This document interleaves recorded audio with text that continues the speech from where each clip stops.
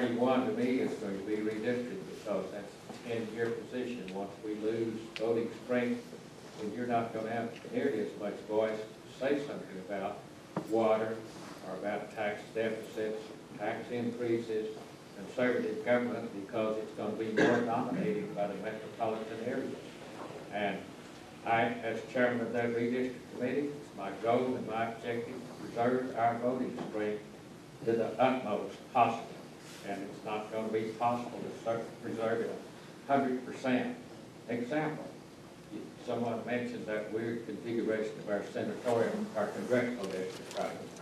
And it would be very easy to have Amarillo district, Midland Odessa district absorb all of the Lubbock districts so that either of those two bases could have more control than we've got. And so my objective is to save all three of them, and I know how to do it. That's extend eastward. We may have a weird configuration, but if it preserves the vote for West Texas, I'll draw you any kind of map that we can draw in order to preserve our voting strength. Go eastward, pick up some of the population from the growth areas, but do not pick up enough to give them control of our district. If I were a metropolitan guy selfishly drawing maps, I can erase rural Texas almost throughout the state by putting a dominant base for every district in a metropolitan area. We've got bases in rural Texas, and I want to preserve it because rural Texas is the conservative base for the state of Texas. It is not metropolitan areas. And you want conservative government, you want me to help preserve it, I'm available. My experience shows you I know how to do it. And if it goes to court, they'll still preserve 99% of the rural districts. Court fights are always have been and will be over metropolitan gerrymandering for political or selfish purposes. If I'm accused of gerrymandering, it's going to be because I gerrymandered to protect West Texas and rural Texas. Thank you. I was reading today that the state unemployment insurance fund was over $1 billion in debt and getting worse. I'd like to hear what the candidates have to say about fixing that problem.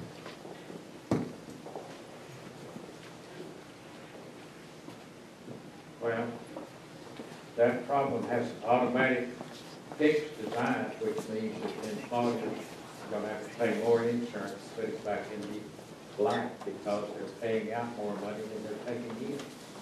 And we don't have an instant way to change it because, as indicated, the projections are we're going to have a multi-billion-dollar shortage of funds. I've been there when we had it. I've been there when we had a $10 billion short fund. We just voted to reduce the state spending in order to balance the budget. And if you're going to reduce the state spending, somebody's going to have to pick up the tab of unemployment because that's one of the federal mandates. Thank you.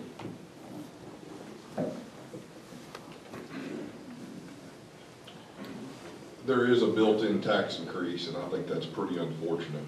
You know, we had a lot of hubbub about turning down $500 million in federal stimulus money on this subject. I wish we'd had as much hubbub about the $15 billion we took. There's this one LBB study said that $9 billion of those 15 went to ongoing obligations. Think about that. $9 billion of those 15 went to ongoing obligations. So we want to get praise for not drinking a half a quart of the federal Kool-Aid when we already took 3.75 gallons and used over 2 gallons of it, which we're going to pay for again next time. Maybe we should have cut this last time. Maybe we should have cut this last time.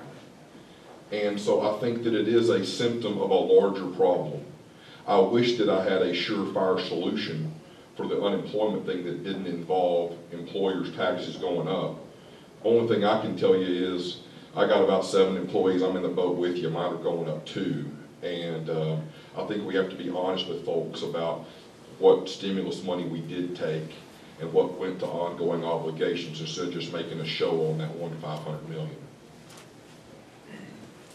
I pretty much agree with everything that's been said there. The employers are going to pick up the tab, right or wrong or indifferent. That's the system that we're working in. You know, we've lost our economies went south. We're fortunate in Texas to not have gone south as much as the other country did, but that's part of the symptoms. When you have unemployment, you're going to have unemployment premiums go up. I do disagree that we shouldn't took any of the federal money, because that's how come we end up with federal mandates 25 years into the process that we couldn't pay for. And that's how federal government ends up owning you as a state. And I don't know how we do it different today, but I think we're a big enough state with enough natural resources, with enough ingenuity to refigure how we start taking. We've got a situation where federal is proposing, potentially under one of the health care plans, a $2 to $6 billion increase in Medicaid spending under their health care plan. Hopefully, because of afiig and tea parties and energy and people finally waking up to the process, we may not have a health care plan that's going to do that, but that's one example. Transportation is another issue that DC has decided to make a green movement out of, that they're trying to force down federal mandated projects. And then there's another one out there called cap and trade that nobody wants to discuss. It isn't dead. Popular belief is it's been set aside, but I think they're working it. Those are things that federal is going to push down. So anytime we can turn back federal money, I'm willing to pay a little more as an employer if that's what it takes to keep them out of my pocket long term, because we can't afford the federal government's help. Several questions for each of the candidates and brief answers. First of all, we'll start with Charles. If I might ask, who do you support for governor? Who do you support in District 84? And give me a reason why you're staying away from the lobbyist endorsements. Rick Perry's my governor. Not that he's perfect by any stretch. He is a politician, but he has got 2 budget amendments that have been tried to get through in the past legislative session that indicates some desire to be fiscally conservative. He has a 2/3 majority vote as one amendment that's going to be proposed to raise your taxes. In other words, it's got to be a super majority to be able to raise taxes. I'm a supporter of that. He has another one that says we need to limit cap state government to population plus inflation. Those 2 factors added together as a growth. I think that's a good start. You've got to start putting a cap on where your government can grow to. You need to be realistic, though. If we're adding 1,000 people a day to the state, which is the estimate we're doing, which is a Lubbock and a half every year coming into the state, we have to be reasonable that our state services are going to have to grow up with it. So that gives me comfort that they're beginning to think realistic instead of such carte blanche. So Rick Perry for governor. 84, John Ferrillo thinks like we do. He is a CPA, he's got his trade, he's got his wherewithal of being able to do budgets and analysis, and he's conservative fiscally and seems to support the values that I do. So John Ferrillo there. What was your other question? Lobbyists.